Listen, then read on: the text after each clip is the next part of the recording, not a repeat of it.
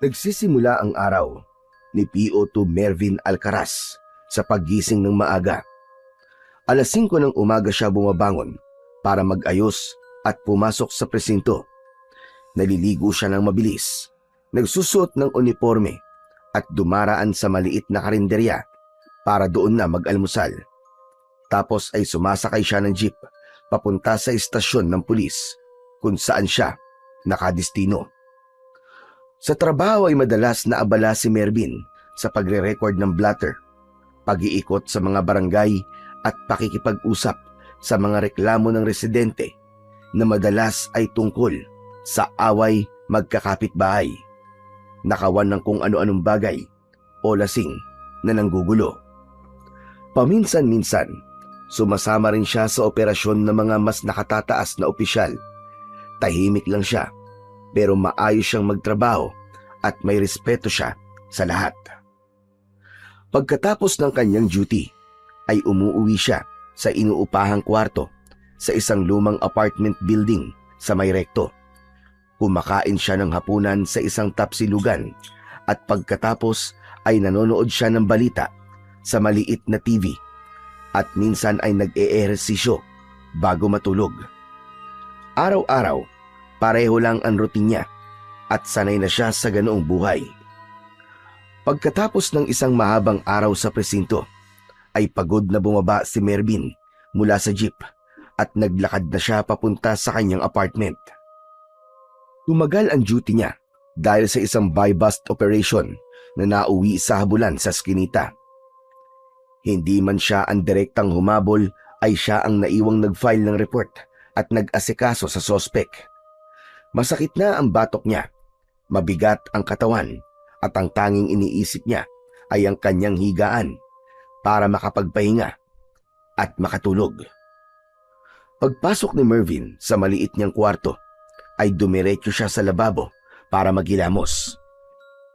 Naghubad siya ng uniforme, nagpalit ng puting sando at nahiga sa kama.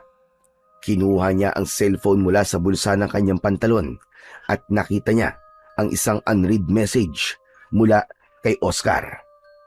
Binuksan niya ang mensahe ni Oscar at pabulong niya itong binasa.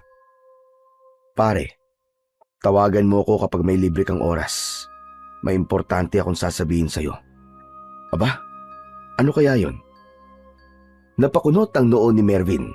Hindi niya alam, ngunit bahagya siyang nakaramdam ng kaba sa mensaheng yon ng kanyang kaibigan. Inilapag niya sandali ang cellphone sa dibdib habang nakatitig sa kisame. Matagal na silang magkaibigan ni Oscar. Sabay silang lumaki sa baryo kung saan dating nakatira ang kanyang pamilya.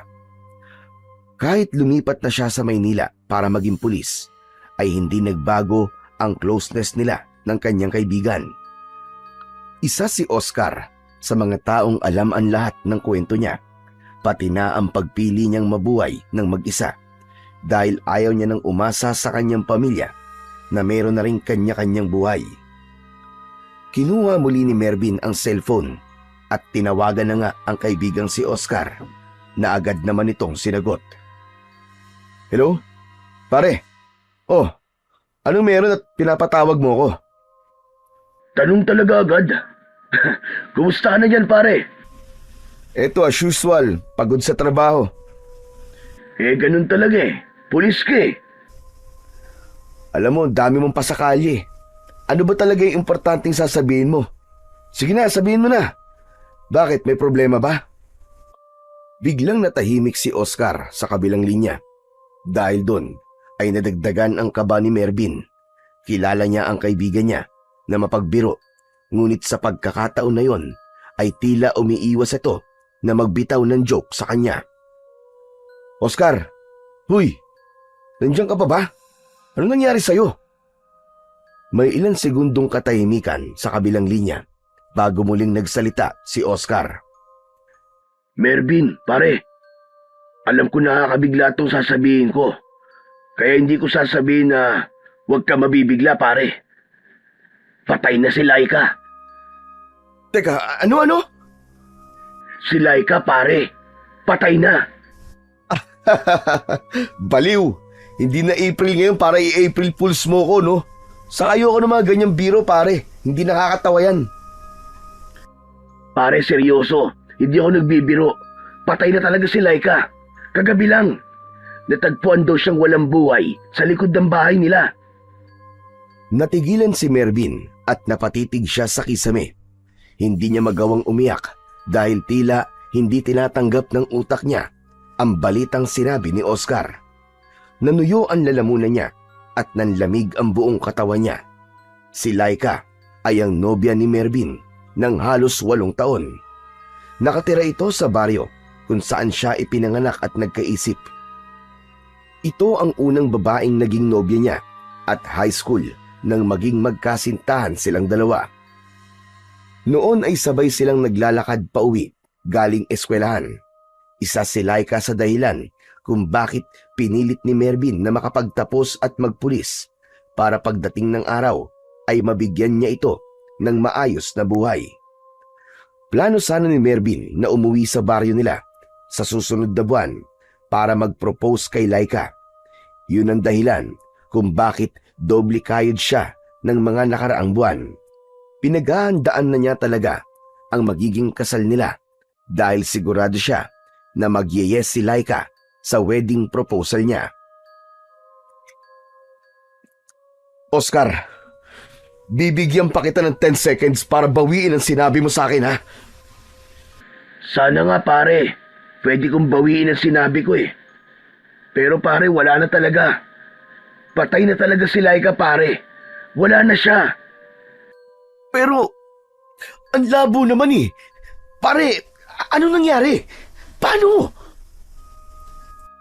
Siguro pare, mas maganda kung sa personal ko na lang sabihin sa'yo. Hindi maganda na dito natin to pinag-uusapan sa telepono. Alam ko masakit pare. Pasensya ka na talaga. Kung may magagawa lang sana ako. Pakiramdam ni Mervin ay hindi niya nakaya pa ang ibang sasabihin ni Oscar. Wala na siya sa kanyang sarili. Tinapos niya ang tawag na yon. Napaupo siya sa gilid ng kama at nabitiwan niya ang cellphone. Napahawak siya sa ulo niya at doon siya tuluyang napaiyak. Hindi siya humahagulgol pero paulit-ulit lang siyang lumuluha. Tumiim ang bagang niya habang pinipigilan ang pag-iyak. Ramdam niya na malaking bahagi ng buhay niya ang nawala ng sandaling yon. Hindi gaanong nakatulog si Mervin ng gabing yon. Mabigat na ang talukap ng mga mata niya pero ang utak niya ay patuloy sa pag-iisip ng napakaraming bagay. Hindi siya makapaniwala na hindi na niya magagawa ang mga plano at pangarap nila ni Laika. Pagsapit ng umaga ay bumangon na si Mervin. Mabilis siyang naligo at nagbihis. Hindi na siya kumain ng almusal at bumiyahe na siya patungo sa presinto. Pagdating niya roon ay dumiretso siya sa opisina ng kanilang detachment commander para magpa-leave. Ipinaliwanag niya rito ang dahilan kung bakit kailangan niyang mag-leave ng matagal at naintindihan naman siya nito. Matapos yun ay bumalik si Mervin sa apartment niya at agad siyang nag-empake. Inilabas niya ang kanyang maleta na may katamtamang laki. Naglagay siya ng mga damit at ilang personal na gamit doon. Matapos yun ay nagsuot siya ng simpleng polo at maong. Hindi na siya nag-aksaya ng oras at nagpunta na siya sa bus station at sumakay siya ng bus pauwi sa kanilang probinsya. Sa tabi ng bintana siya naupo at nang makabayad na siya ng pamasahe ay pumikit muna siya dahil alam niya na magiging mahaba ang magiging biyahe niya. Nag-aagaw na ang liwanag at dilim nang makarating si Mervin sa baryo kung saan siya isinilang. Samot-saring alaala ang bumalik sa kanya habang naglalakad. Hindi na siya dumiretso sa dati nilang bahay dahil wala na rin naman siyang babalikan doon. Matagal na yung naibenta nung lumipat na ang kanyang pamilya sa syudad. Wala siyang ibang maisip puntahan kundi ang bahay ng kaibigan niyang si Oscar. Makalipas ang ilang minuto ay narating na ni Mervin ang harapan ng bahay ni Oscar. Halos wala yung pinagbago. Malawak pa rin ang bakuran at naroon pa rin ang mga puno ng mangga na noon ay inaakyat nila kapag hitik yun sa bunga. Lumabas si Oscar sa bahay at nagulat ito nang makita si Mervin. Agad din itong napangiti at lumapit sa kanya. Oh, ang unexpected naman ito pare. Bakit naman hindi ka nagsabi na uuwi ka rito? Sinabi mong patay si Laika, di ba? Malamang uuwi ako rito. Pambihira talaga tong taong to. Oh. Ay, hehe, sa bagay, may point ka. Pero akala ko kasi sa mga susunod na araw ka pa makakapunta rito. Talagang inisikaso ko kagad ang leave ko, pare. Oo nga pala, pare. Baka pwedeng makituloy muna ako dito. Alam mo namang wala na kaming bahay dito eh. Ano ka ba? Hindi mo na kailangan magsabi, no? Welcome na welcome ka dito sa bahay ko. Anytime. Saka maganda nga yun eh. Para may kasama na ako rito. Maraming salamat, pare. O tara, sa loob na tayo magkwentuhan. Saka para makapagpahinga ka na rin muna. Alam ko na napagod ka sa biyahe. Hinuha ni Oscar ang maleta ni Mervin at nauna na itong pumasok sa loob ng bahay. Agad namang sumunod si Mervin dito. Malungkot siya dahil hindi bakasyon ang dahilan kung bakit siya umuwi sa baryo nila, kundi dahil namatay ang babaeng inakala niya na makakasama niya hanggang sa pagtanda. Pagpasok sa loob ay umupo si Mervin sa sopa, habang si Oscar naman ay dinulutan siya ng isang baso ng malamig na tubig. Umupo ito sa tabi niya at mataman siyang tinignan. Oscar, ano ba talaga nangyari kay Laika? Baka pwedeng sabihin mo na sa akin ngayon. Sigurado ka bang ready ka nang marinig ngayon, pare? Malalaman ko rin naman yan eh, kaya sabihin mo na. Hindi agad sumagot si Oscar. Tila nag-iipon muna ito ng lakas ng loob na sabihin kay Mervin ang dapat nitong malaman. Pare, pinatay siya. Natagpuan sa gubat ang katawan niya. Ha? Sinong pumatay sa kanya, pare? Hindi sino, pare. Ano? Teka. Anong ibig mo sabihin? Pare, may hinala ang mga tao rito na hindi raw tao ang pumatay kay Laika, pare. Ang sabi nila, aswang daw ang pumatay sa girlfriend mo. Napakunot ang noo ni Mervin. Napailing siya at bahagyang natawa. Ang labo naman, pare. Aswang! Pare, hindi totoo mga aswang. Kung pinatay si Laika, sigurado ko na tao ang may gawa nun sa kanya. Pare, hindi din ako naniniwala dati. Pero nang makita kong bangkay ni Laika, parang gusto ko nang maniwala na may aswang talaga na gumagala dito sa baryo natin. Bakit? Ano bang itsura ng katawan ni Laika nang makita nyo? Bakit nasasabi mong aswang ang pumatay sa kanya? Pasensya na, pare. Sa susunod ko na lamang sasabihin. Alam ko magiging sobrang sakit ito para sa'yo eh. Nang makita kasi namin ang bangkay ni Laika, pare, ay marami siyang kagat sa iba't ibang parte ng katawan niya na parang nilapa siya ng isang mabangis na hayop. Tapos, wakwak ang dibdib niya, pare. May laslas din siya sa magkabilaan niyang pulso. Nagpatuloy sa pagsasalita si Oscar, pero tila wala nang naintindihan si Mervin sa iba pa nitong mga sinabi. Hindi niya kayang maisip ang kalunos-lunos na kamatayan na sinapit ng kanyang pinakamamahal na nobya. Nanginig ang buo niyang katawan at ang mga luha na kanina pa niya pinipigilan ay tuluyan ng kumawala mula sa kanyang mga mata. Umusog si Oscar palapit kay Mervin at tinapik niya ang likod nito. Hindi na ito nagsalita habang patuloy siya sa kanyang pagluha. Nang kumalma si Mervin, ay tahimik siyang pumasok sa bakanting kwarto na inihanda ni Oscar para sa kanya. Malinis ang kama, meron dong aparador at isang bentilador. May kalakihan din ang bintana, kaya mukhang presko ang silid. Itinabi ni Mervin pansamantala ang maleta sa gilid ng aparador at naupo siya sa gilid ng kama. Pumikit siya at nabuo sa kanyang isipan ang maganda at maamong muka ni Laika. Lahat ng masasayang alaala nila ay bumalik sa kanya. Gaya na lang ng madalas nilang pagpunta sa tabing ilog para magpiknik. Ang pagkikwentuhan nila ng kung ano-anong bagay at kung ano-ano pa. Patawarin mo ko, Laika. Patawad. Patawad kung wala ako sa tabi mo para protektahan ka. Mula sa bulsa ng kanyang pantalon ay kinuha niya ang isang maliit na kulay pulang kahon. Binuksan niya yon at tumambad sa kanya ang isang diamond ring na pinaghirapan niyang pag-ipunan ng ilang buwan. Tinitigan niya yon habang unti-unting namumuo ang luha sa kanyang mga mata. Hindi niya na yon maisusuot kay Laika.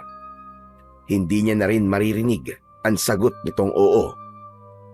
Napayuko si Mervin habang hawak ang singsing. Pumunit sa katahimikan ng silid ang mahihina niyang ngikbi. Alam niya na mahirap at masakit, pero kailangan niyang tanggapin na hanggang doon na lamang ang kwento nila ni Laika at maaaring sa kabilang buhay na sila muling magkasama. Pagsapit ng 10:00 ng gabi ay lumabas na si Mervin sa kwarto. Mabigat pa rin ang pakiramdam niya at wala siyang ganang kumilos, pero alam niya na hindi pwedeng nasa kwarto lang siya at nagmumukmok. Nakita niya si Oscar na nakaupo sa sopa habang nanonood ng palabas sa maliit na telebisyon. Uy pare, gising ka na pala. Nakapagpahinga ka na ba ng maayos pare?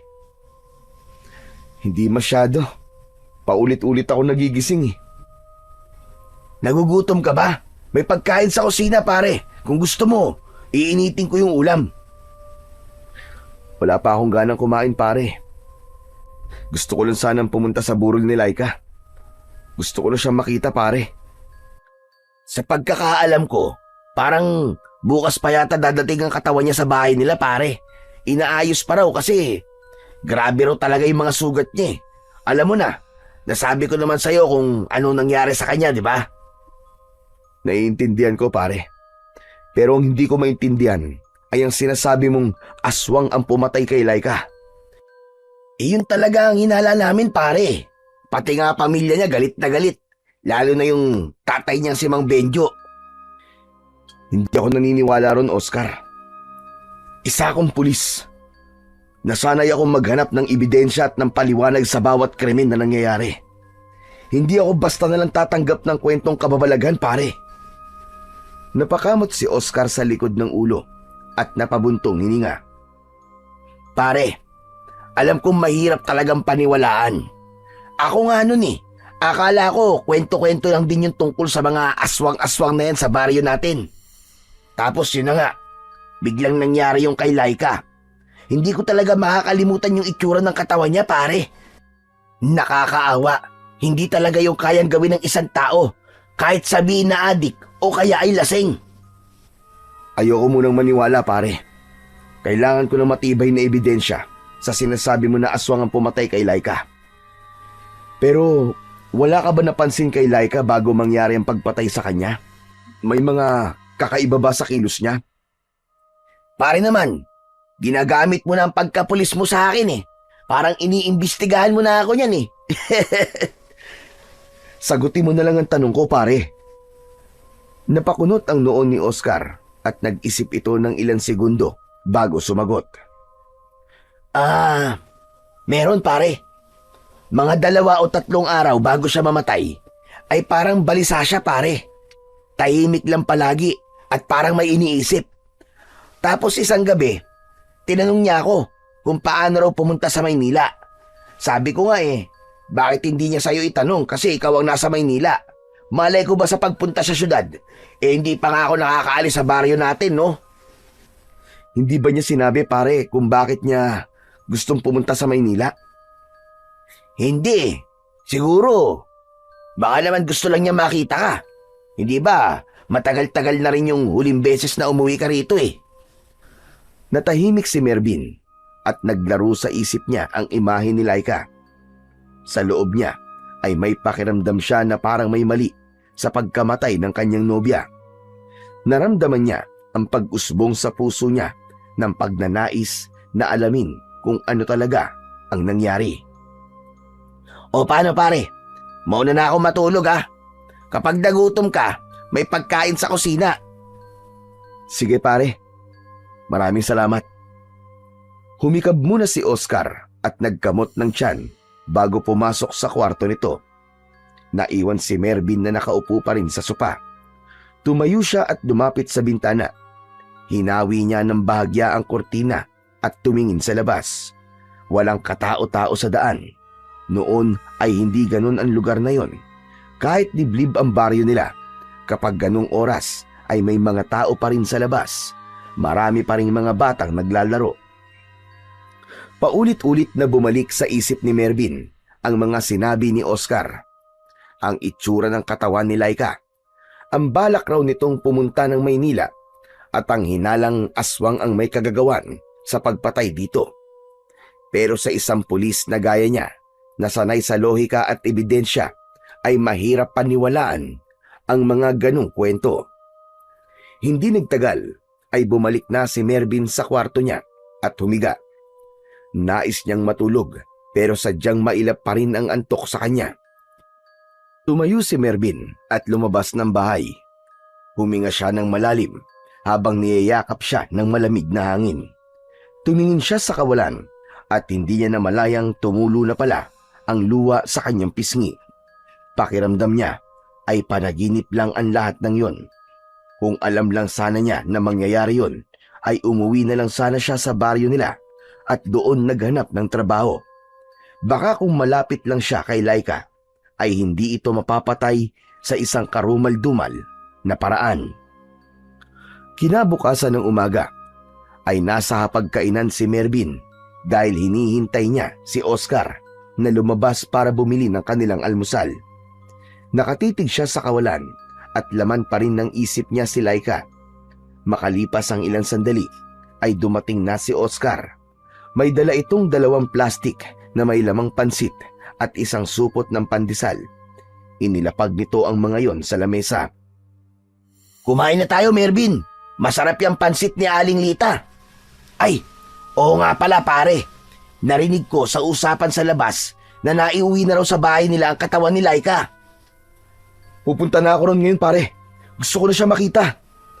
Mabilis na tumayo si Mervin. Napatayo rin si Oscar at humarang sa daraanan niya. Sandali lang pare. Kumain na muna tayo. Pwede naman tayo magpunta ron pagkatapos natin mag-almusal eh. Gusto ko na siya makita pare. Ngayon na. Alam ko pare. Pero hindi ka pa kumakain simula kagabi. Pare, kailangan mo ng lakas. Maawa ka naman sa sarili mo. Natigilan si Mervin. Naramdaman niya ang pag-aalala ng kaibigan niyang si Oscar sa kanya. Kaya muli siyang bumalik sa pagkakaupo at sinimulang kumain kahit wala siyang ganang kumain. Matapos mag-almusal, ay kagad na naglakad sina Mervin at Oscar papunta sa bahay ni Laika.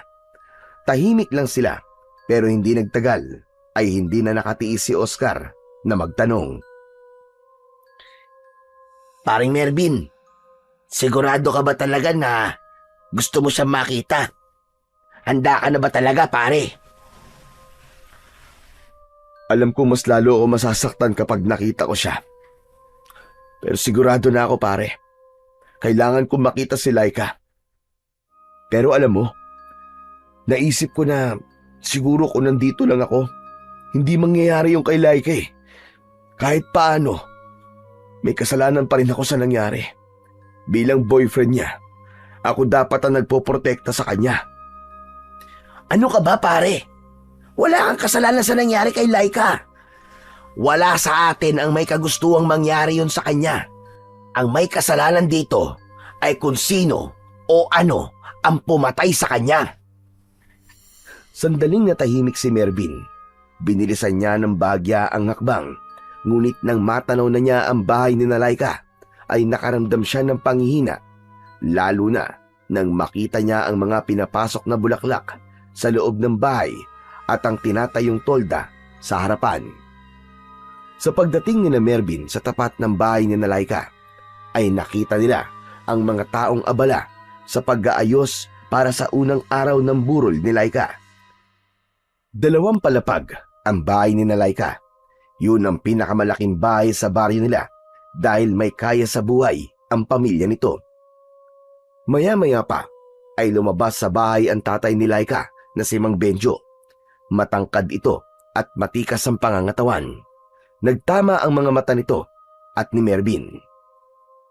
Hindi nagdalawang isip si Mervin na lumapit kay Mang Benjo. "Tito Benjo, nakikiramay po ko." Salamat, Mervin. Salamat at dumating ka. Sigurado ako na gusto ni Laika na nandito ka. Nakikiramay din ako sa'yo. "Tito, pwede ko na po ba siyang makita?" Sige, pumasok na kayo. Nasa sala siya. Kanina lang namin naiuwi ang katawan niya mula sa puninarya. Napalunok na lamang si Mervin saka tumango. Pagpasok sa loob ng bahay ay nakita niya kagad ang kabaong ni Laika. Maraming bulaklak ang gilid nun at sa tabi ay naroon ang larawan ni Laika. Buhay na buhay ito sa larawan na yon. Natigilan si Mervin para bang hindi siya makagalaw at hindi niya magawang ihakbang ang kanyang mga paa. Tinapik siya ni Oscar sa balikat. Sige pare, kaya mo yan. Lapitan mo siya. Hihintayin na lang kita rito. Iniwan siya ni Oscar at naupo ito sa upuan na malapit sa pinto. Mabagal ang bawat takbang ni Mervin palapit sa kabaong. Nang makalapit na siya sa kabaong, ay sinilip niya doon si Laika at doon siya tuluyang nadurog. Payapa ang mukha ni Laika, ngunit kahit meron itong makeup, ay kita pa rin ang mga pasa at pilat sa mukha nito. Nakasuot ito ng puting bestida at maganda ang pagkakaayos ng buhok nito. Napahagulgol ng iyak si Mervin. Bumagsak siya sa gilid ng kabaong habang nakahawak sa gilid noon. Nilapitan siya ni Oscar at hinimas ang kanyang likod habang pilit siyang inaalok. Ngunit alam ni Mervin na walang kahit na anong salita o pagdamay ang makakabura sa katotohanang wala na si Laika. Wala na ang babaeng pinakamamahal niya. Matagal bago kumalma si Mervin at nang kumalma na siya ay niyaya siya ni Mang Benjo na umupo sa unang hanay ng upuan sa harap ng kabaong ni Laika. Hindi ko pa rin matanggap hanggang ngayon, Mervin. Parang panaginip lang ang lahat. Nag-iisang anak namin si Laika, kaya napakasakit ng pangyayaring ito para sa aming mag-asawa. Napakabata po niyang nawala. Kahit ako, hindi ko pa rin matatanggap na wala na siya. Kaya dapat po talaga managot kung sino ang hayop na gumawa nito sa kanya. Gusto ko pong malaman kung may balita ng mga pulis dito sa kaso. May suspect na po ba sila? Wala pa, Mervin. Patuloy pa rin ang investigasyon. May mga tinanong na sila, pero wala raw nakakita sa pangyayari. Wala raw ebidensya, puro wala. Pero hindi ako naniniwala na tao ang pumatay sa anak ko. Ano pong ibig niyong sabihin, Tito? Aswang. Aswang, Mervin. Hindi tao ang gumawa nun. Aswang ang pumatay kay Laika. Mas mabuti siguro na hintayin na lang po natin ang resulta ng investigasyon ng mga pulis dito. Baka mas makakabuti po yun kaysa mag-isip tayo ng kung ano-ano. Bakit, Mervin? Hindi ka ba naniniwala sa aswang? Hindi agad nakasagot si Mervin sa tanong na yon ni Benjo. Masyadong malalim ang tingin nito sa kanya. Tito, ang totoo po niyan, hindi po eh.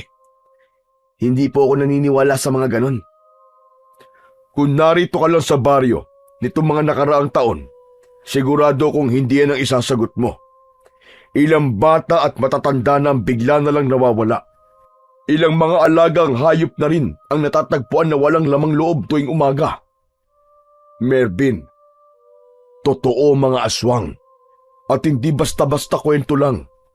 Totoo mga aswang at sila ang pumatay sa anak ko. Hindi agad nakaimik si Mervin. Nakatingin lang siya kay Mang Benjo at kahit paano ay naiintindihan niya ang biglang pagsulpot ng galit sa mukha nito. Nag-iisang anak nito si Laika Kaya talagang napakasakit para rito na mawala ito ng napakaaga. At kung hindi maibibigay ng mga pulis ang hustisya para sa anak ko, ay ako na ang kikilos. Pero tito, hindi po tama na ilagay niyo sa inyong mga kamay ang batas. Walang tama umalis sa isang magulang na nawala ng anak, Mervin. Ako ang bubuo ng grupo para tugisin ng mga halimaw sa baryo natin. Hindi ako titigil hanggat hindi ko na ipaghihiganti ang anak ko. Hindi na muna nagsalita si Mervin. Hinayaan niya munang bumaba ang emosyon ni Benjo. Maya-maya pa ay luminga siya sa paligid at may napansin siya na wala roon na inaasahan niyang makikita niya. Hindi niya nakikita ang nanay ni Laika. Mang Benjo, maiba po ko. Nasaan po si Tita Maricel? Parang simula po nang dumating kami ay hindi ko pa po siya nakikita. Simula nang mamatay si Laika, Mervin, ay hindi na siya lumalabas ng kwarto. Ayaw makipag-usap, ayaw kumain. Wala kaming magawa kundi intindihin siya. Sa gitna ng pag-uusap nila, ay dumaan ang matandang kasambahay ni Namang Benjo. Yun ay walang iba kundi si Manang Doray. Medyo kuba na ito at may hawak na tray ng mga tasa. Nang makita ito ni Benjo, ay tinawag nito ang matanda. Manang Doray, kumuha ka nga ng makakain para kay Mervin. Sige po, sir. Sandali lang po. Mabilis na nawala si Manang Doray at nagtungo ito sa kusina. Ilang minuto lang ay bumalik ito na may dalang plato na may biko at may latik sa ibabaw. May kasama yung mainit na tsokolate. Ibinigay nito yon kay Mervin at kahit busog pa siya ay tinanggap pa rin niya yon bilang respeto at paggalang. Habang inaabot ni Manang Doray ang pagkain, ay napatingin si Mervin sa mukha ng matanda. Napansin niya ang kakaibang tingin nito sa kanya na para bang may nais itong sabihin sa kanya pero hindi nito magawa. Nagtagal ng ilang segundo ang tinginan nila bago umiwas ng tingin si Manang Doray at muling umalis patungo sa kusina. Hindi alam ni Mervin pero may kakaiba siyang naramdaman sa tingin na yon ng matandang kasambahay.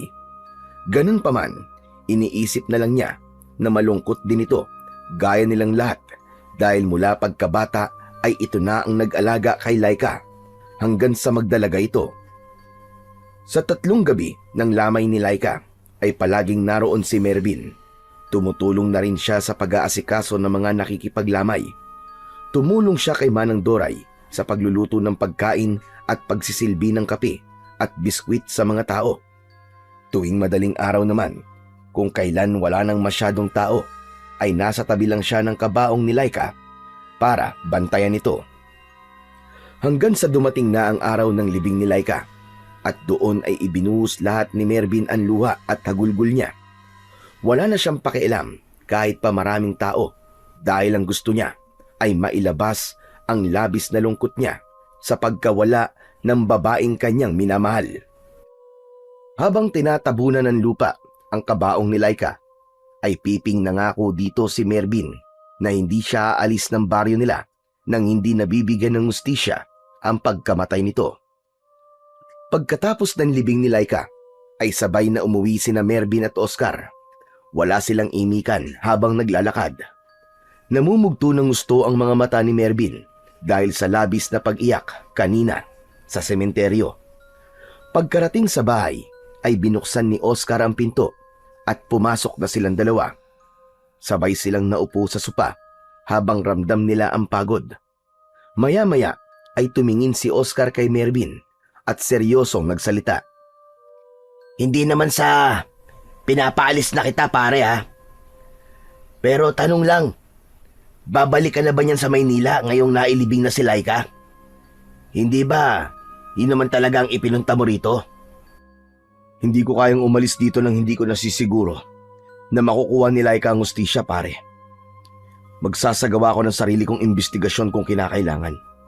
Hindi ako titigil hanggat hindi ko nalalaman kung sino ang pumatay kay Laika. At dapat ay magbayad siya.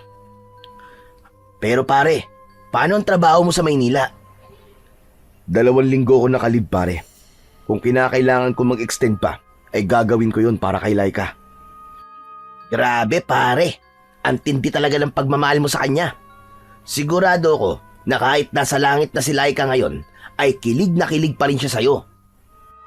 Hindi lang ang pagmamahal ko kay Laika ang dahilan kung bakit ko to ginagawa. Dahil hanggang ngayon, malaya pa rin ang pumatay sa kanya. At habang hindi pa siya nauhuli, may posibilidad na meron pang sumunod. Baka may iba pa siyang biktimahin. Magsasalita pa sana si Oscar, pero hindi na nito nagawa nang may narinig silang sumisigaw na matandang lalaki mula sa labas. Mag-ingat kayo sa mga aswang! Nasa baryo pa rin natin sila! Dadami pa mamamatay kung hindi tayo kikilos! Huwag na kayong lalabas kapag madilim na! Makinig kayo sa akin! Totoo mga aswang! Totoo sila!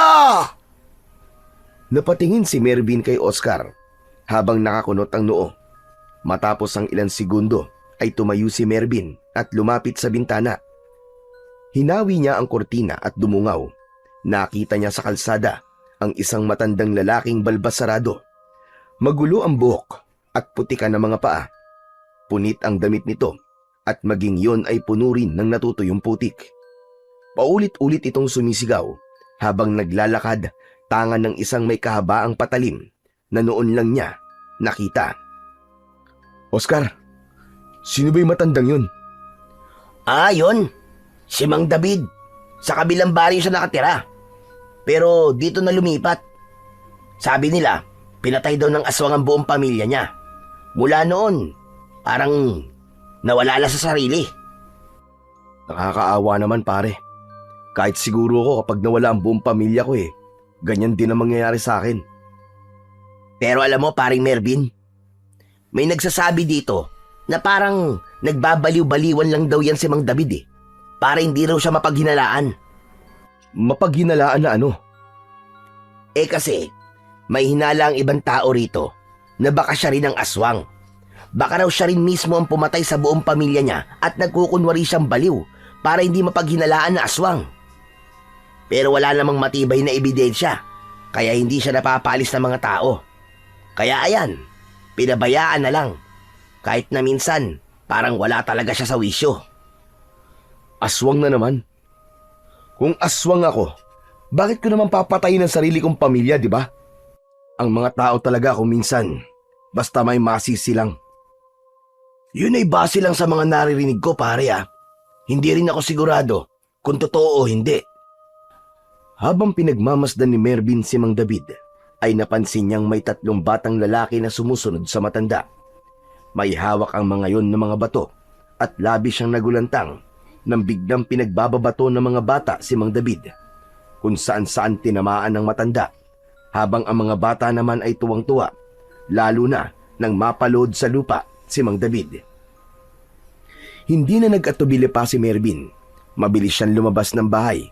Agad niyang nilapitan ang matanda at iniharang niya ang sarili niya rito. Matalim ang mga mata na tinignan niya ang 3 bata.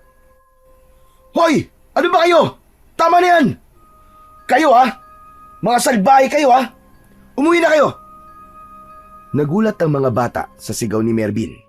Binitiwan ng mga ito ang mga bato at saka mabilis na tumakbo palayo. Nilingon ni Mervin si Mang David. Yumukod siya at doon niya nakita na dumudugo ang noon nito. Bakas ang panghihina ng matanda habang nakatitig ito sa kanya na para bang nagpapasaklolo ito. Tahimik lang si Mervin pero sa loob-loob niya ay may sumisigaw na awa para sa matanda. Kahit pa pinaghihinalaan itong aswang ay hindi dapat ito sinasaktan, lalo na't wala namang patunay na meron itong ginagawang masama o labag sa batas. May sugat po kayo sa noo, Tatang. Kaya niyo po bang tumayo? Hindi sumagot si Mang David. Nagpumilit itong tumayo, pero nang mabubuwal ito ay agad itong inalalayan ni Mervin. Hinawakan niya ang braso at likod ng matanda. Mang David, kailangan po nating gamutin ang sugat niyo kasi hindi po tumitigil ang pagdurugo Baka po ma-impeksyon yan. Sumama po kayo sa akin. Hindi pa rin umimik si Mang David. Iginiya ito ni Mervin papunta sa bahay ni Oscar. Ramdam niya ang pangihina ng matanda sa bawat paghakbang nito, kaya patuloy niya itong inaalalayan. Sa kabila ng mabahong amoy at lagkit ng balat ni Mang David, ay hindi ito binitiwan ni Mervin. Papasok na sana si Mervin sa bahay ni Oscar kasama si Mang David nang bigla silang sinalubong ni Oscar. Kita sa mukha nito ang pagkabigla at agad na hinarangan nito ang pintuan. Mervin, pre! Bakit kasama mo yan? Hindi pwedeng pumasok dito ang baliw na yan at baka kung ano pa ang gawin niya eh. Tignan mo nga at may dala pa siyang patalim. Hindi mo ba nakikita, pare? May sugat siya at duguan. Kailangan niyang tulong. Ako na ang bahala sa kanya. Huwag ka na maraming sinasabi dyan.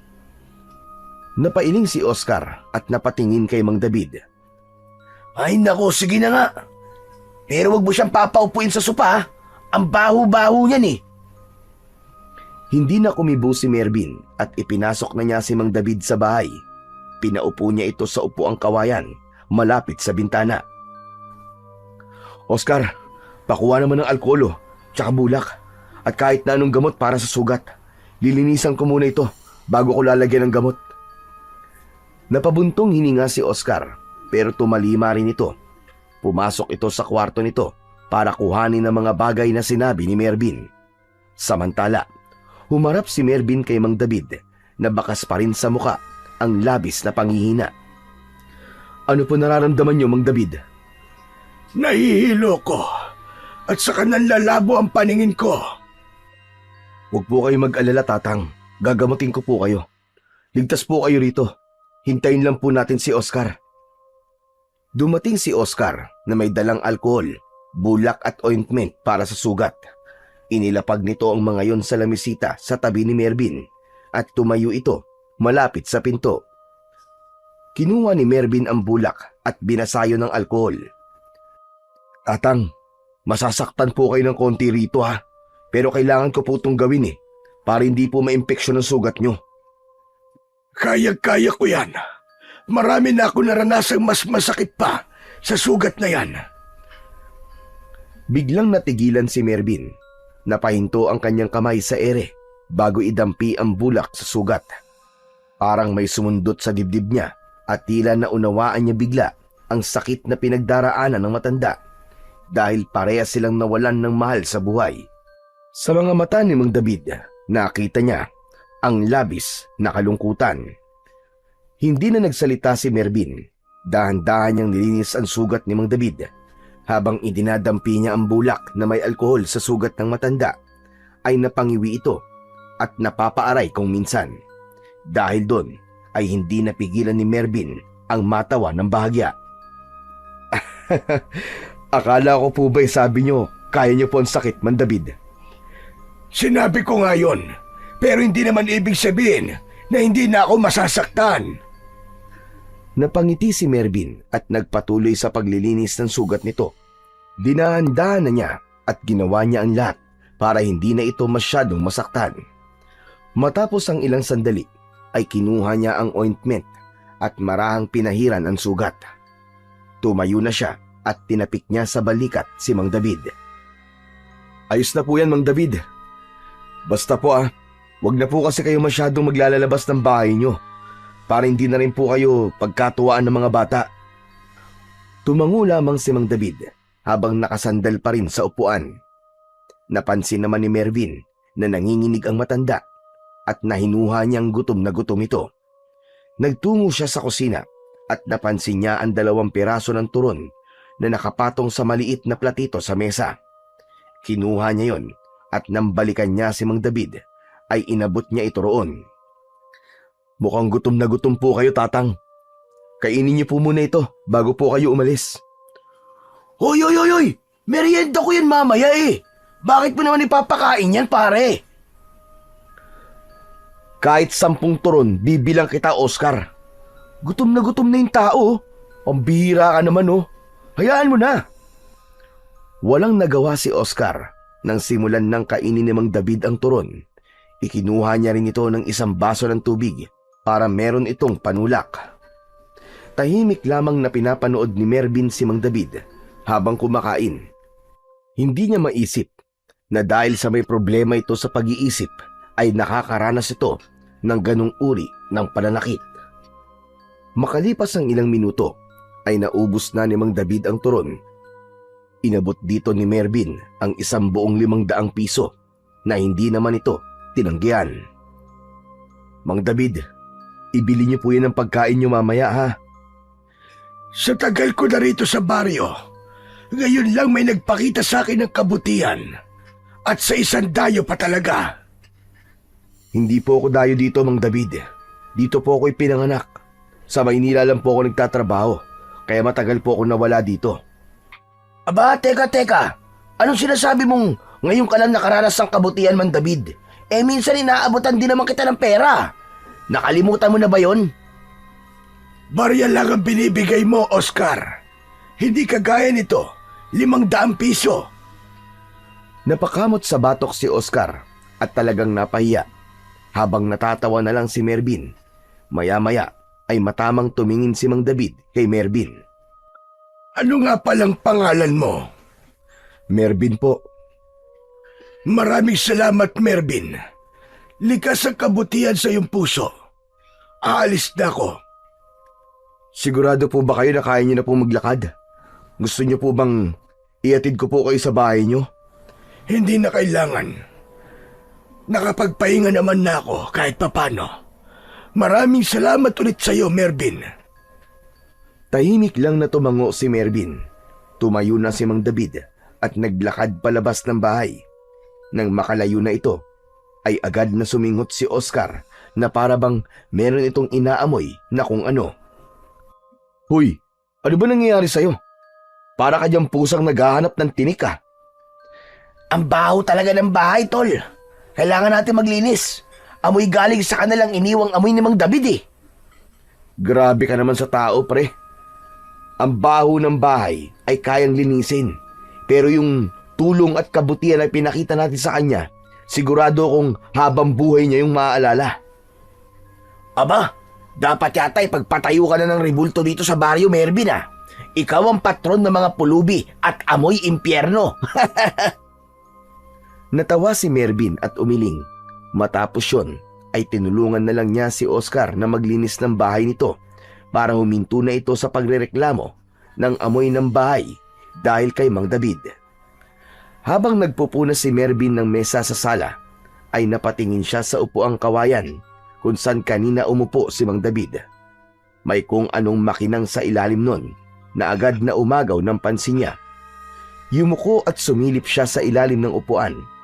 Kinuha niya ang bagay na naroon at napagtanto niya na yon ay may kahabaang patalim na dala ni Mang David. Kakaiba ang itsura ng naturang patalim. Nasa tansya ni Mervin ay 2 dangkal niya ang haba. Ang talim nun ay parang kahugis ng kidlat na medyo pabaliko. Mapusyaw na puti ang kulay nun na parang maihahalin tulad sa marmol. Ang hawakan naman nun na gawa sa matibay na uri ng kahoy ay may mga nakaukit na simbolo na hindi niya mawarian kung ano. Tumindig si Mervin at lumapit kay Oscar na noon ay abala sa pagwawalis. Oscar, sandali. Tignan mo to. Oh, di ba kay Mang David yan? Bakit mo ninakaw sa kanya? Sira ulo. Sa tingin mo ba mukha ako magdanakaw? Naiwan niya to dun sa ilalim ng bangko. Kanina ko lang napansin. Palagi niyang dala yan kahit saan siya pumunta eh. Pero hindi naman niya yung ginagamit. Ang mabuti pa siguro ay ibalik natin to sa kanya. Tara, samahan mo ako. Napailing si Oscar, sabay buntong hinga. Ay nako pare, ang layo ng bahay ni Mang David, baka kala mo. Dun pa yon sa may tabing ilog. Ang sukal pa ng daan papunta dun. Saan nakakatamad pre? Babalik din yun dito para kunin yun, kaya huwag ka na magpapagod na puntahan siya. Saglit na natigilan si Mervin. Tinignan niya muli ang patalim. May kung anong hindi niya maipaliwanag na pakiramdam habang hawak niya yon. Maingat niyang inilapag ang patalim sa ibabaw ng mesa at ibinalik na niya ang atensyon sa paglilinis. Manaka-naka ay hindi niya maiwasang muling sulyapan ang kakaibang patalim habang si Oscar ay patuloy na nagwawalis at nag-aayos. Ang isip ni Mervin ay abala pa rin sa iniwang bagay ni Mang David. Naging mahirap para kay Mervin ang mga sumunod na araw. Gabi-gabi siyang umiiyak ng tahimik sa kwarto niya habang hawak ang larawan ng namayapa niyang nobya. Hindi pa rin siya makapaniwala na wala na si Laika. Parang panaginip pa rin ang lahat at minsan ay iniisip niya na magigising na lang siya at buhay pa pala si Laika. Tuwing umaga ay palaging nagpupunta sa sementeryo si Mervin upang dalawin at dalhan ng bulaklak si Laika sa libingan nito. Umuupo siya sa tabi ng puntod nito at kinakausap niya ito na para bang nasa tabi niya lamang. Nakipag-ugnayan din siya sa mga pulis ng bayan pero wala pa ring malinaw na sospek ang mga ito sa pagkamatay ni Laika. Lalong lumalim ang kalungkutan ni Mervin dahil pakiramdam niya ay mahaba pa ang laban nila para makamit ang hustisya. Habang ang kakaibang patalim naman ni Mang David ay nanatili pa rin sa bahay ni Oscar dahil hindi na yon binalikan pa ng matanda. Isang gabi, hindi makatulog si Mervin. Ramdam niya ang maalinsangan na gabi. Nakatodo na ang electric pan pero init na init pa rin siya. Sa huli, minabuti niyang bumangon at lumabas ng bahay para magpahangin. Tahimik ang paligid sa labas ng bahay ni Oscar. Tanging huni ng mga kuliglig at malayong tahol ng mga aso ang bumabasag sa katahimikan ng gabi. Tumayo siya sa tapat ng bahay. Subalit maya-maya, sa gilid ng kanyang paningin ay may napansin siyang gumagalaw sa kalsada. Isang nilalang ang naglalakad ng mabagal. Dahil sa madilim ay hindi makita ni Mervin ang itsura ng naturang nilalang. Kumabog ng malakas ang dibdib ni Mervin habang sinusundan ng mata niya ang kilos ng nilalang. Nang mapalingon nito sa direksyon niya ay nanlamig ang buo niyang katawan nang makita niya ang mapupulan nitong mga mata na tila nagliliwanag sa gitna ng dilim. Biglang tumakbo ang nilalang patungo kay Mervin. Habang palapit ito ay doon niya nakita ang nakakatakot nitong anyo. Malahalimaw ang itsura nun at meron itong matutulis na mga ngipin at kuko. Hindi na nag-aksaya ng panahon si Mervin.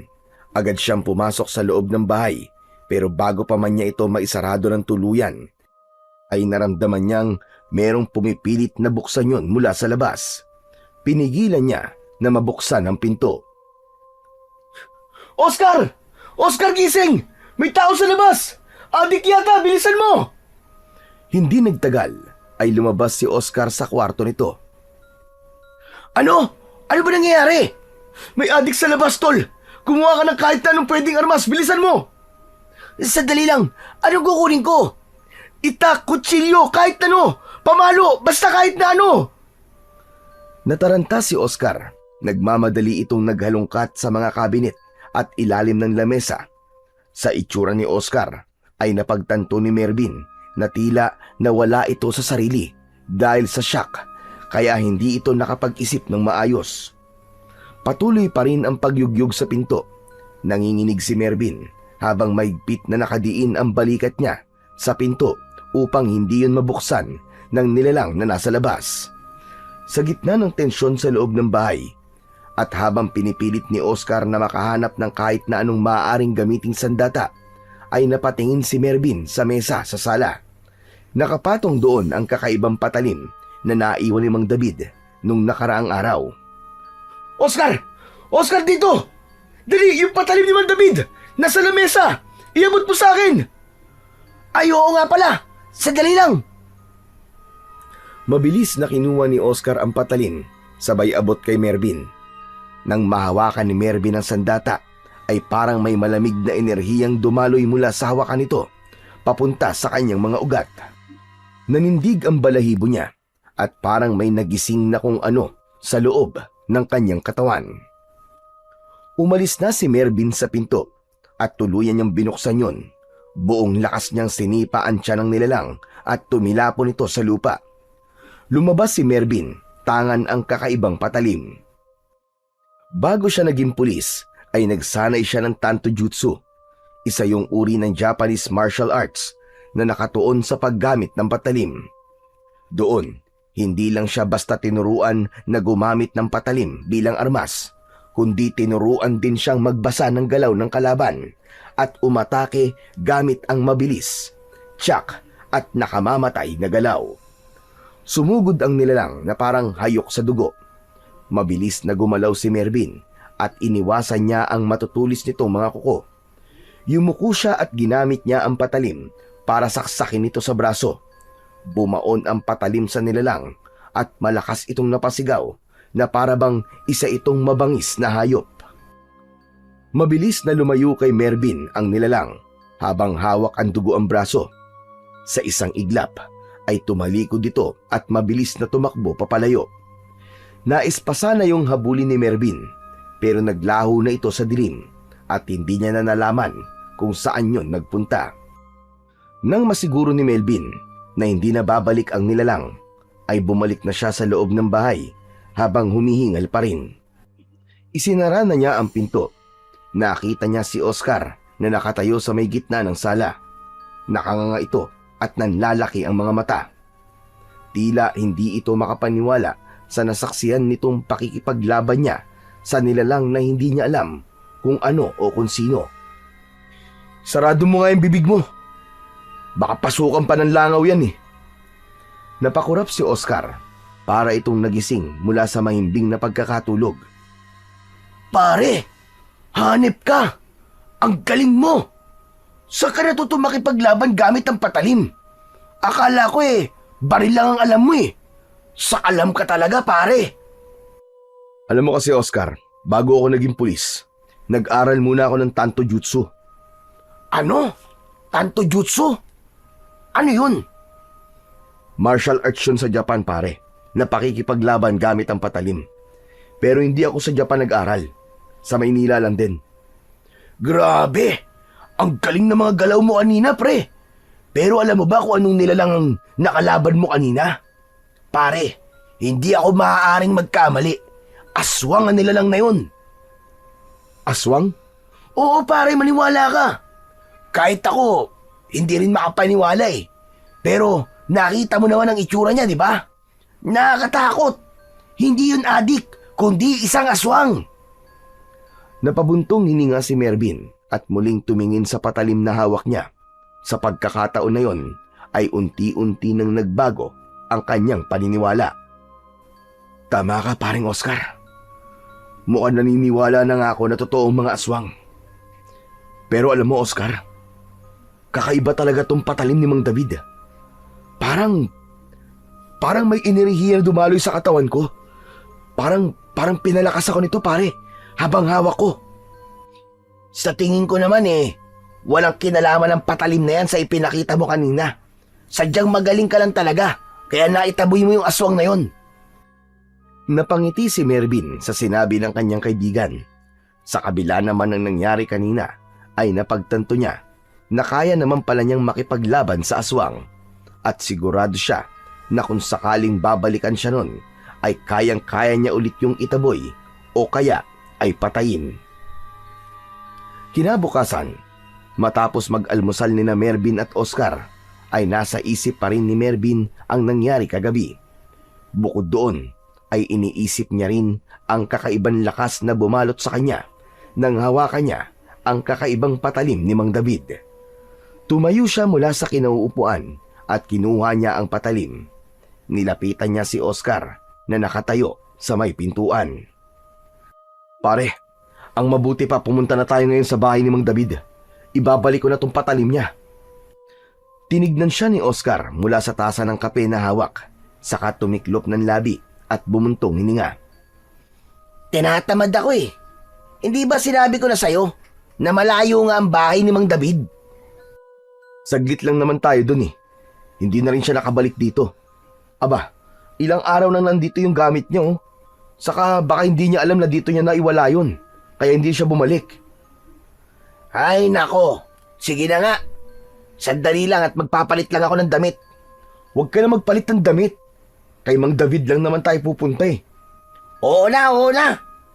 Kulit talaga nito, kundi lang kita kumpare. Lumabas na ang dalawa sa bahay at matapos makandado ni Oscar ang pinto, ay magkasama na silang naglakad patungo sa bahay ni Mang David. Matapos ang halos kalahating oras, ay nakarating na sina Mervin at Oscar sa tabi ng ilog kung saan matatagpuan ang bahay ni Mang David. Isang payak na kubo ang tirahan ni Mang David. May ilang bahagi ng dingding na butas at tinakpan lang ng sako. Lumapit si Mervin sa harap ng bahay. "Tao po! Tao po! Mang David? Nandiyan ka ba sa loob? Tao po!" Hindi nagtagal ay bumukas ang pinto at lumabas si Mang David. Wala sa mukha nito ang gulat nang makita sila na parabang inasahan na nito na pupunta sila roon.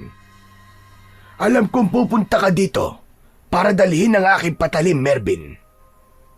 Aba, kung alam niyo naman palang nasa amin ang patalim niyo, sana kayo na lang kumuha sa bahay. Pambihira naman kayo, Mang David, oh. Ang layo-layo kaya ng bahay niyo. Tama na, Oscar. Nandito na tayo eh. Tumahimik ka nga muna. Muling humarap si Mervin kay Mang David. Humakbang siya para mas maging malapit siya rito. Naiwan niyo po to sa bahay ni Oscar, Mang David. Hindi niyo po siguro napansin na naiwan niyo to kasi parang wala po kayo sa sarili niyo nung umalis kayo noon. Hindi ko naiwan yan, hindi ko alam.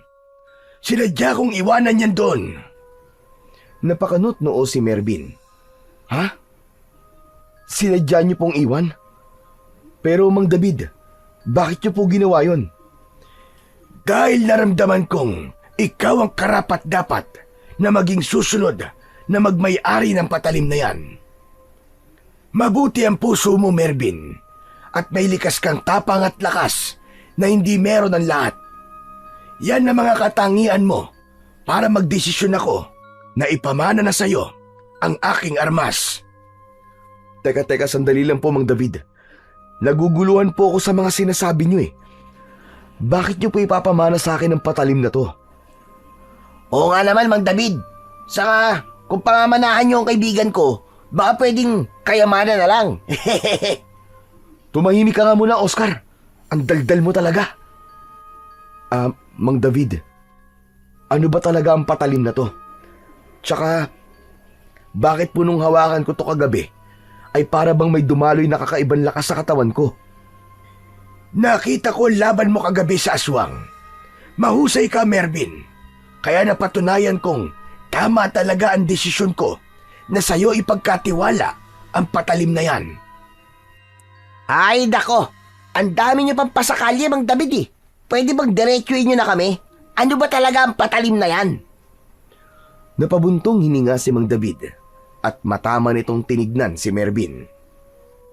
Noon, ako ang gumagamit ng patalim na yan sa pakikipaglaban sa mga aswang. Sa dami ng napatay kong aswang, ay gumanti sila sa akin. Isang gabi, habang wala ako sa bahay, ay pinasok nila ang tahanan ko at pinatay nila ang buong pamilya ko. Simula noon, parang may nabasag sa akin. Nawawala ako sa akin sarili. Minsan matino ako, minsan naman ay hindi. At doon ko naisip na hindi ko na kayang gamitin ang patalim na yan na gawa sa pangil ng kidlat. Hindi na ako karapat-dapat para riyan. Kaya naisip ko na ipagkakatiwala ko na ito sa ibang tao. At yun ay walang iba, kundi ikaw, Mervin. Ibig sabihin po gawa po ito sa pangil ng kidlat.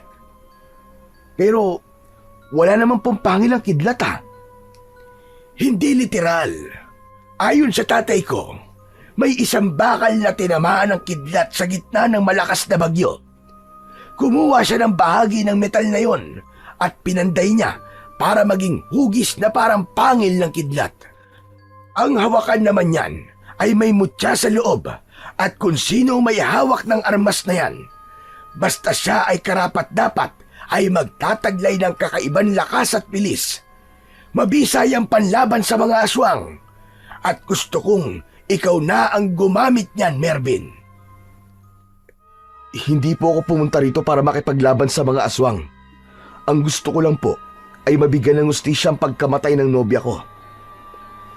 Hindi ba't ang nobya mo ay si Laika, na anak ni Benjo at Maricel? Aswang ang pumatay sa kanya. Nakita ko ang katawan niya nang matagpuan ito ng mga tao. At sigurado ko na aswang nga ang may gawa nun sa kanya. Kung mapupuksa mo ang mga aswang dito sa baryo natin, ay may paghiganti mo na rin ang iyong nobya. Tumigil ang mundo ni Mervin ng sandali. Hindi siya nakasagot dahil muling bumangon sa puso niya ang matindi niyang pagnanais na mabigyan ng hustisya ang pagkamatay ng kanyang nobya. Kung ganun po ay pumapayag po ako, Mang David. Gagamitin ko po ang patalim na ito para labanan ng mga aswang dito sa baryo. Maraming salamat at tuluyan mo nang tinanggap ang kapalaran mo. Wala na akong ibang hiling kundi ang magtagumpay ka, Mervin. Talunin mo ang kadilimang bumabalot sa lugar na ito. Gamitin mo ang patalim na yan na gawa sa pangil ng kidlat. Muling tinignan ni Mervin ang hawak niyang patalim. Pakiramdam niya ng sandaling yon ay parte na yon ng kanyang katawan at iisa na sila. Sa kanyang isipan ay naglaro ang imahe ng aswang at nangako siya sa kanyang sarili na sa susunod na makakaharap niya ito ay hindi niya na ito hahayaan na mabuhay pa. Mataas na ang sikat ng araw nang umalis sina Mervin at Oscar sa bahay ni Mang David. Habang tangan ni Mervin ang patalim na gawa sa pangil ng kidlat, ay paulit-ulit na umaalingaw-ngaw sa loob ng isip niya ang lahat ng mga sinabi sa kanya ni Mang David.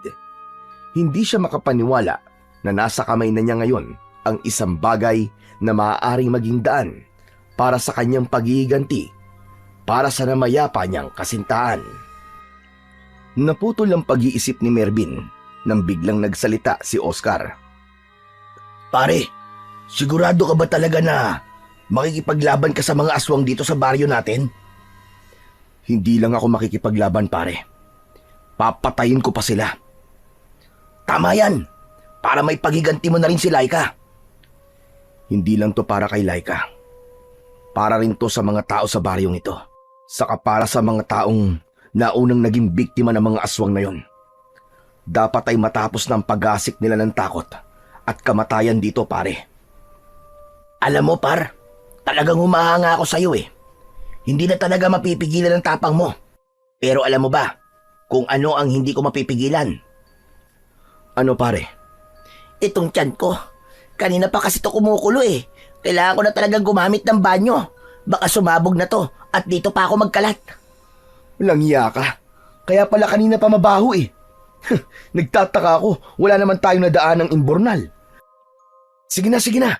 Mauna ka na sa bahay. At dadaan muna ako kina Laika. O sige pare, see you na lang sa bahay ah. Aray, ano ba itong tiyan ko? Nakadungaw na. Matapos yung sabihin ni Oscar, ay nagmamadali na itong tumakbo, palayo, habang hawak ang tiyan. Habang si Mervin naman ay naglakad papunta sa direksyon ng bahay ni Laika. Makalipas ang ilang minutong paglalakad, ay narating na ni Mervin ang harapan ng bahay ni Laika. Agad niyang nakita si Manang Doray na nagwawalis ng mga tuyong dahon sa harapan ng bahay. Nang umangat ang mukha ng matandang kasambahay, ay nagulat ito nang makita siya. Itinigil nito ang ginagawa at nagmamadaling lumapit sa kanya. Mervin, ikaw pala yan.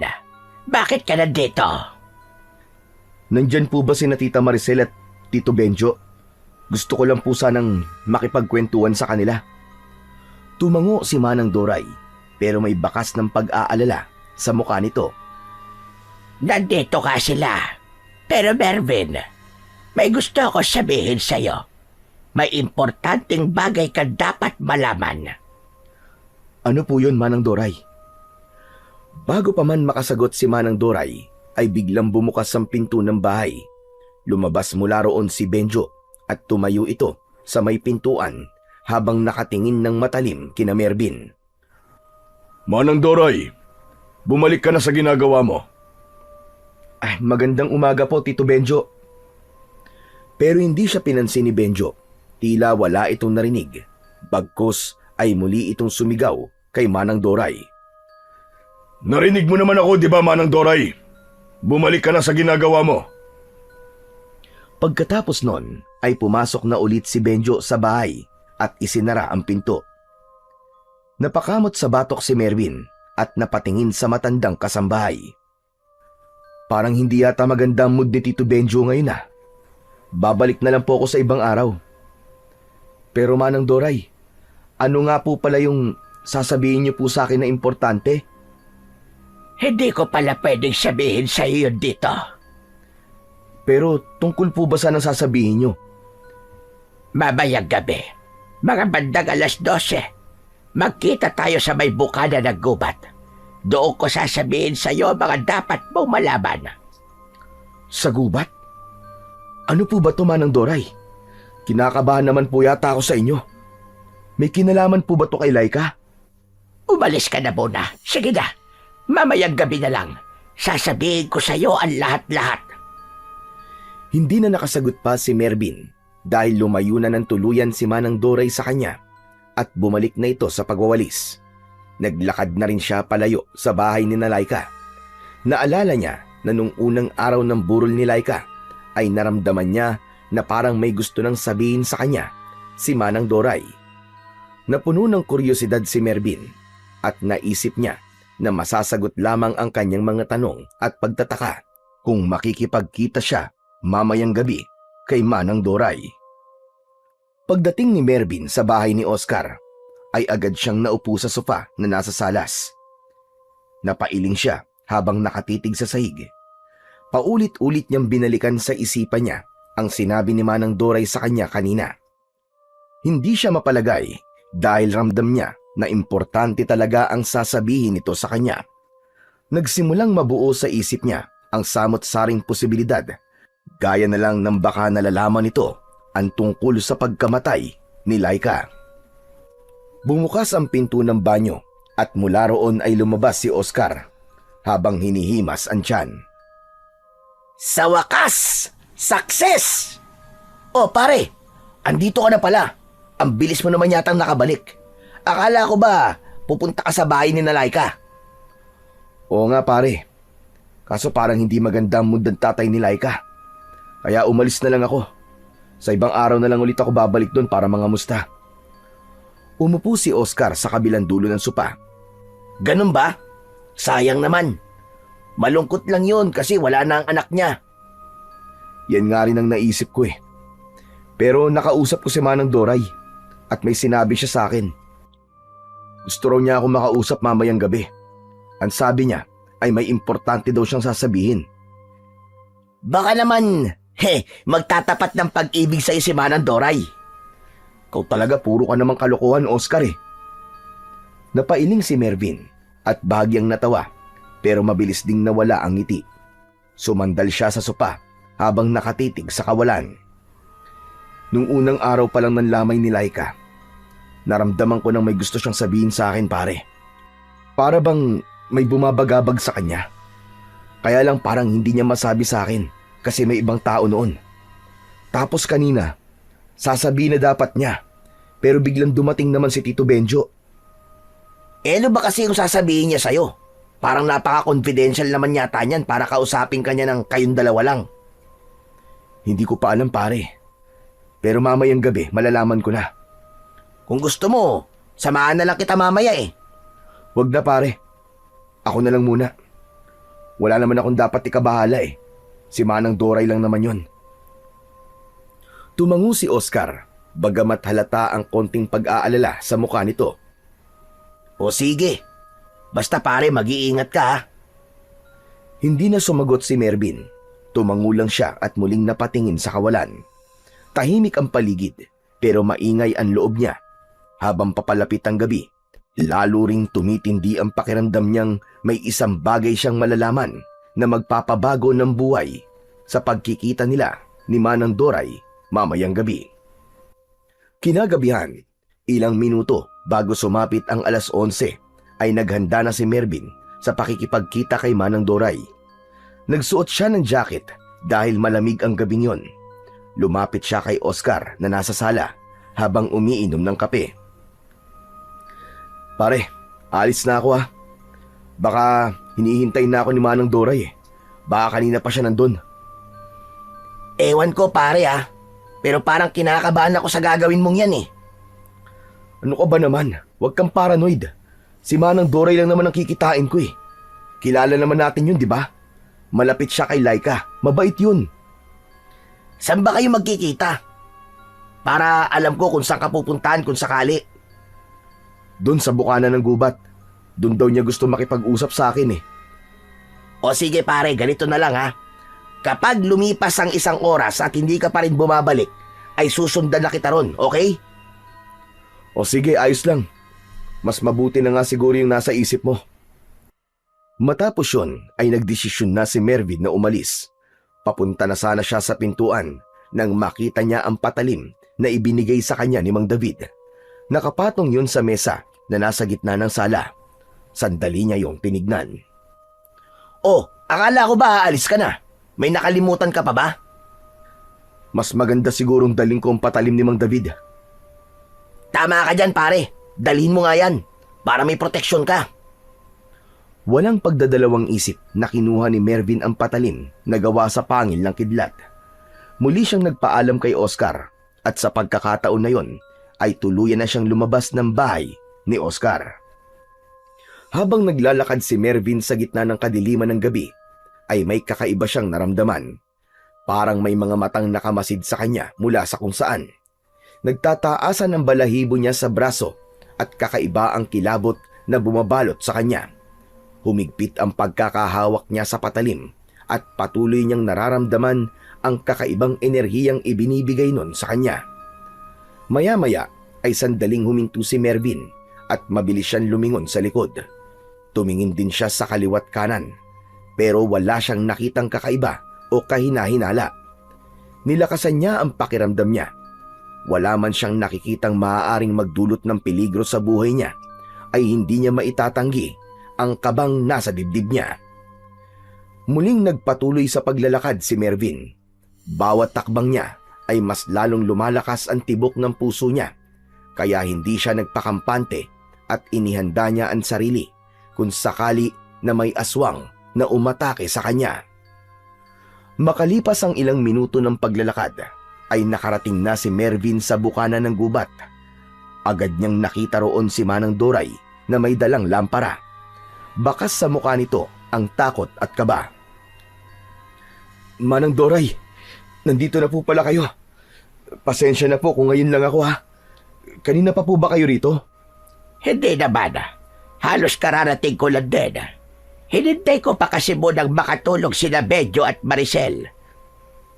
Siya nga pala, Manang Doray.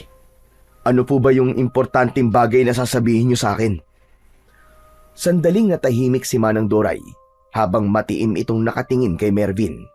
Isang malalim na paghinga ang pinakawalan nito bago ito nagsalitang muli. Mervin, makinig ka. Hindi totoo na pinatay si Laika ng aswang. Nagpakamatay siya. Ha? Manang, teka, parang imposible naman po yata yung sinasabi niyo. Bakit naman po niya gagawin yun? Makinig ka sa aking mabuti. Bago nagpakamatay si Laika, ay may ibinigay siya sa akin na sulat. Ang sabi niya, ibigay ko ang sulat na yun sa'yo kung sakaling mawala na siya. Hindi ko naman akalaing seryoso siya.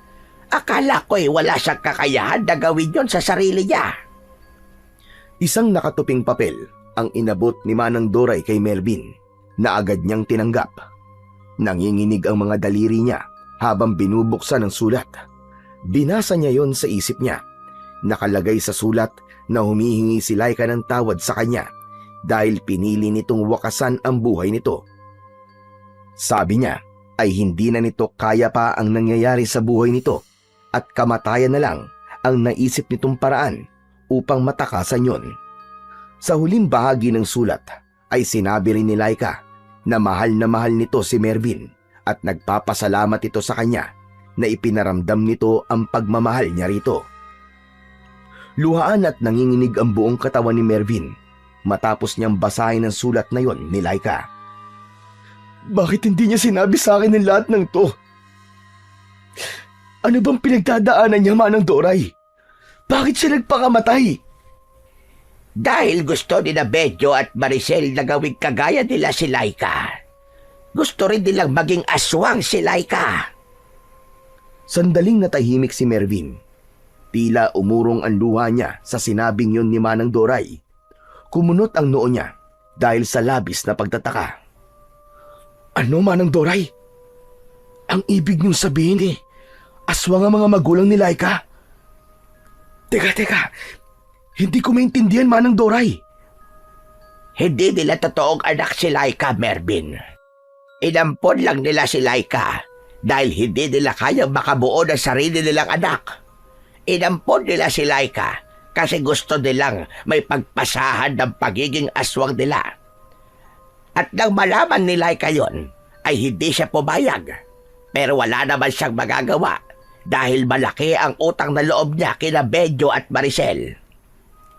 Sa pagkakataon na yon, ay unti-unti nang naunawaan ni Mervin ang lahat. Kaya pala siya nagpakamatay dahil ayaw niyang maging aswang. Pero kung totoong nagpakamatay si Laika, ay bakit parang nilapa na mabangis na hayop ang katawan niya?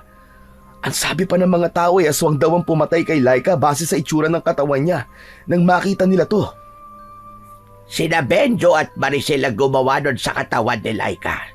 Nagmatagpuan nila ang katawan ni Laika sa kwarto na wala ng buhay, ay nataranta sila. Natakot silang malaman ng mga tao na nagpakamatay si Laika. Alam mong malaking kahihiyan yon sa kanila at baka ungkatin pa ng mga pulis kung bakit nagpatiwakal ang anak nila. Kapag nangyari yon, ay malalaman ng lahat na sila ang aswang sa baryo na ito. Kaya nag-anyong aswang sina Bedyo at Maricel at pinalabas nila na aswang ang pumatay kay Laika. Mga hayop sila. Ang galing nilang magpanggap. Mga demonyo. Matagal ko nang alam na aswang ang mag-asawa na yon. Nangako sila sa akin na hindi nila ako sasaktan basta't manahimik lamang ako. Kailangan ko ng pera, kaya pumayag naman ako. Pero hindi ko na kaya. Lalo na ngayon na binaboy nila ang katawan ni Laika at mas lalo pang dumarami ang nagiging biktima nila. Hindi ko na kayang manahimik. Hindi na lang ito tungkol kay Laika, kundi pati na rin sa iba pang mga inosenteng tao na pinatay nila. Mas sumigpit ang pagkakahawak ni Mervin sa patalim habang nakatingin siya kay Manang Doray. Alam niya na mahirap para rito na aminin sa kanya ang katotohanan, kaya't humanga siya sa tapang nito. Maya-maya pa ay isang kakaibang kaluskos ang narinig nila mula sa loob ng gubat. Mula roon ay may dalawang figura ang lumabas at habang papalapit yun sa kanila ay nalaman nila na sina Bedyo at Maricel ang mga yon. Marahan ng paglalakad ng dalawa. Walang emosyon ang mukha ng mga ito, ngunit nakakatakot ang paraan ng titig ng dalawa sa kanila. Huminto sina Bedyo at Maricel, ilan di pa ang layo kina Mervin at Manang Doray. Agad na iniharang ni Mervin ang sarili niya sa harap ni Manang Doray at sinalubong niya ang tingin ng mag-asawa. Dapat pala ay noon pa kita pinutulan ng dila, Doray.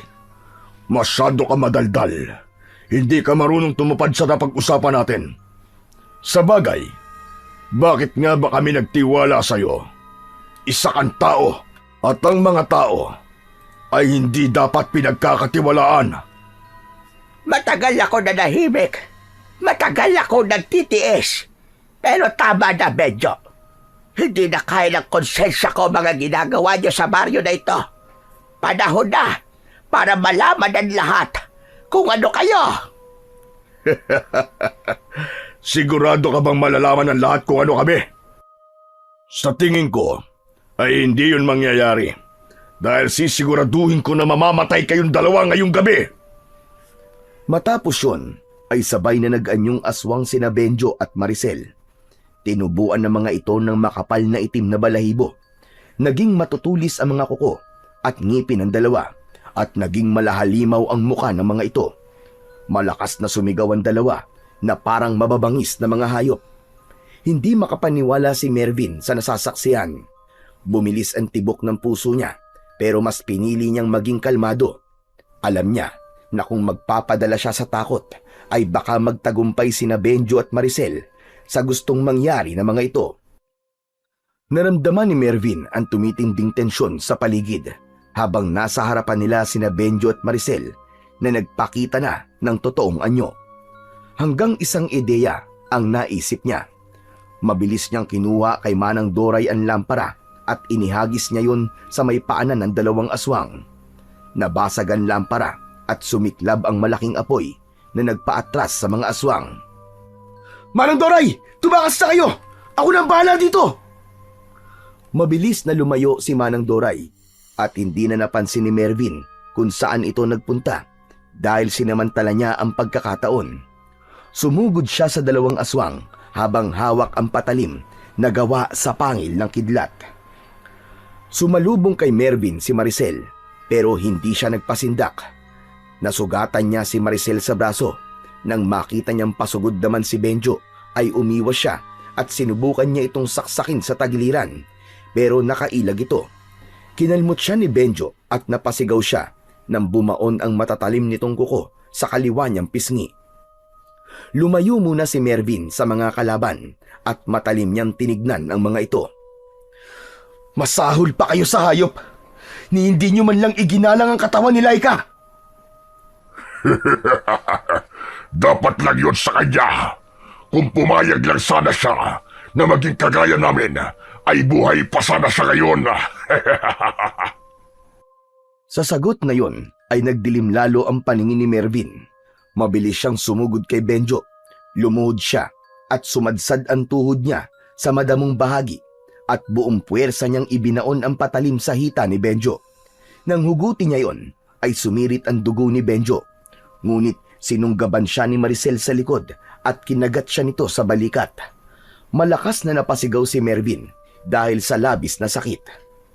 Padiin ng padiin ang pagkakakagat ni Maricel sa kanya. Itinaas ni Mervin ang patalim at sinaksak niya yon kay Maricel na nasa likuran niya. Tumama yon sa ibabaw ng ulo nito at dere-derecho yung bumaon.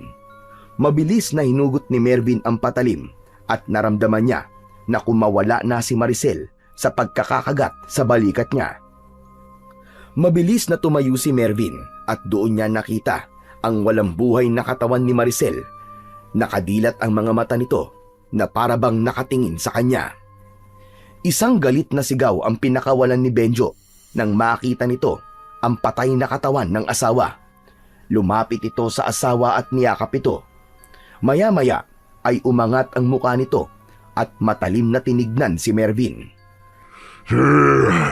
Pagbabayaran mo ito, papatayin kita at sisiguraduhin kong mahihirapan ka muna bago ka malagutan ng hininga.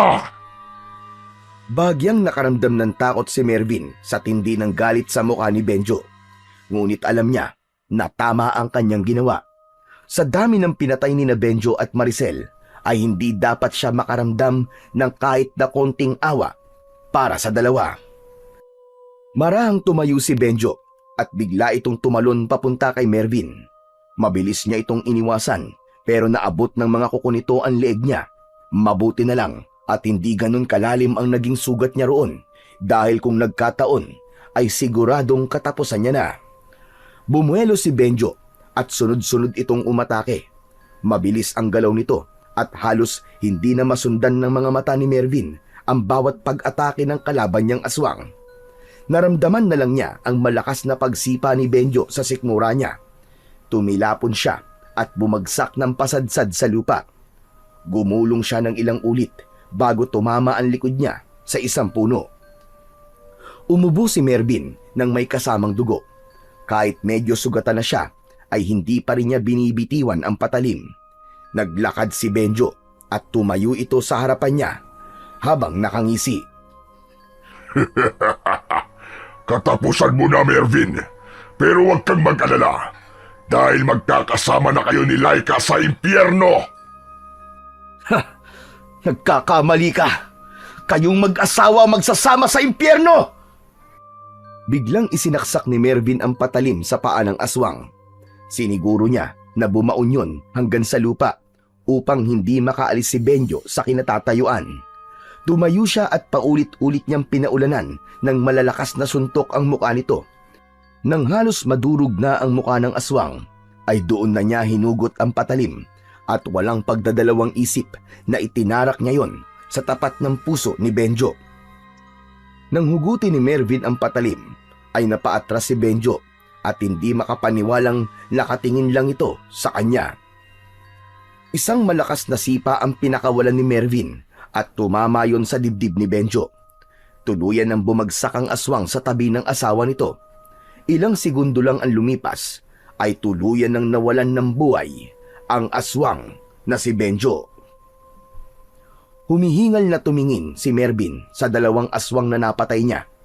Kahit duguan at sugatan siya, ay masaya siya dahil alam niya na wala nang susunod na magiging biktima ang mag-asawang sina Benjo at Maricel. Matapos ang lahat, ay lumabas na si Manang Doray mula sa likod ng punong pinagtataguan ito.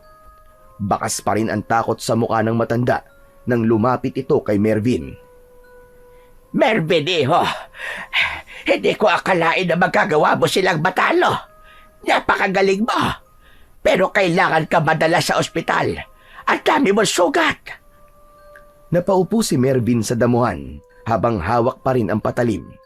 Tumingala siya kay Manang Doray at matipid na ngumiti. Manang Doray, salamat po sa inyo. Kung hindi niyo po sinabi ang totoo, baka hindi ko po nalaman kung sino talaga ang kalaban natin. At kahit paano po, ay nabigyan natin ng hustisya ang mga pinatay nila Benjo at Maricel. Isa pa, na ipaghiganti na rin po natin ang ginawa nila kay Laika. Nang sandaling yon ay nakita nila si Oscar na humahangos na dumarating. Humihingal itong huminto sa tabi ni Manang Doray at nagulat ito nang makita ang dalawang aswang na nakahandusay sa lupa. Diyos ko po! Bakit may mga patay na aswang dito? Sina Tito Benjo at Tita Maricel yan. Sila pala mga aswang na pumapatay dito sa baryo natin. Ginawa ko lang nararapat sa mga halimaw na yan. Ngayon, wala na silang mabibiktima. Sayang naman. Dapat pala inagahan ko ang punta rito. Natulungan sana kita, pare. Nagamit ko sana ang mga damoves ko sa pakikipaglaban. Pero sandali lang. Paano sila Mang Benjo at Aling Maricel ang aswang? Mamaya na natin pag-usapan yan. Dali na muna natin si Mervin sa ospital. Tumayo si Oscar at agad itong lumapit kay Mervin. Inalalayan siya ni na Oscar at Manang Doray. Sa pagtayo hanggang sa paglakad palayo sa lugar na yon. Bagamat sugatan ay masaya si Mervin dahil sa wakas ay makakapagpahinga na ang baryo nila mula sa takot sa mga aswang. Makalipas ang ilang araw ng pagpapagaling sa ospital, ay nakalabas na rin doon si Mervin. Pagbalik niya sa baryo, ay agad niyang pinuntahan si Mang David sa kubo nito upang magpasalamat. Salamat sa iyo, Mervin. Kung hindi ka dumating dito, malamang ay patuloy pa rin ang pag-aasik ng lagim ng mga aswang dito. Kaya lang, hindi pa rin ako makapaniwala na sina Benjo at Maricel pala ang mga aswang. Ako nga rin po, Mang David eh. Hanggang ngayon di pa rin po ako makapaniwala. Napakagaling nilang magtago at magpanggap. Gusto ko rin po magpasalamat sa inyo, Mang David. Kung hindi niyo po pinagkatiwala sa akin ng patalim na gawa sa pangil ng kidlat, ay baka hindi po ako nanalo laban sa kanila. Hindi talaga ako nagkamali na ikaw ang pinagkatiwalaan ko. Simula ngayon, ikaw na ang bagong tagapangalaga ng patalim na yon. Alagaan mo ang sandatang yon dahil alam nating hindi pa rito nagtatapos ang lahat. Matapos yon ay nagpaalam na si Mervin kay Mang David at nagtungo naman siya sa sementeryo. Hawak niya ang isang bungkus ng puting rosas. Huminto siya sa harapan ng libingan ni Laika. Lumuhod siya at inilagay niya ang mga bulaklak sa tabi ng lapida nito. Laika, sana masaya ka na kung saan ka man naroroon ngayon. Sana nahanap mo na ang kapayapaan na matagal mo nang hinahanap. At naniniwala ako na darating din ang panahon na magkikita at magkakasama tayong muli. Pero sa ngayon, tatanggapin ko na kailangan ko mabuhay nang wala ka na sa tabi ko. Makalipas ang ilang minuto ay nagpaalam na si Mervin kay Laika. Tumayo na siya at naglakad papalayo sa puntod ng kanyang nobya. Sa bawat takbang niya ay tila nababawasan ang bigat sa kanyang dibdib. Isang malalim na paghinga ang pinakawalan ni Mervin at matapos yun ay nakangiti siya ng malaki dahil alam niya na ginawa niya ang tama at ang nararapat. Matapos ang lahat ay nanumbalik na ang katahimikan sa baryo ni na Mervin. Sa paglipas ng mga araw ay unti-unting bumalik ang sigla ng mga tao, bagamat hindi pa rin lubos na matanggap ng ilan na ang mag-asawang Benjo at Maricel pala ang tunay na salot sa kanilang pamayanan. Dahil alam ni Mervin na tapos na ang unos sa baryo nila, ay nagdesisyon siyang bumalik na sa syudad. Si Mang David naman ay nakatanggap ng tulong dahil na rin sa koneksyon ni Mervin at ginamot ito sa isang mental health hospital sa lungsod. Makalipas ang ilang buwan ay gumaling na ito at sa kauna-unahang pagkakataon, matapos ang ilang taon, ay nawala na ang takot ng mga tao kay Mang David at hindi na ito nakatanggap ng pangungutya at pananakit sa mga tao. Si Mervin naman ay bumalik na rin sa kanyang trabaho bilang isang pulis Maynila. Ngunit sa puso niya ay dala pa rin niya ang mga karanasan niya sa baryo nila. Patuloy niyang pinangangalagaan ang patalim na gawa sa pangil ng kidlat, hindi lang bilang sandata, kundi bilang simbolo ng kanyang paniniwala na anumang laban at pagsubok ang dumating, ay kaya niya yung harapin at malagpasan. Nanatili ring buhay sa alaala ni Mervin si Laika, ang babaeng minahal niya at naging ugat upang mailabas niya ang totoong lakas at tapang na meron siya.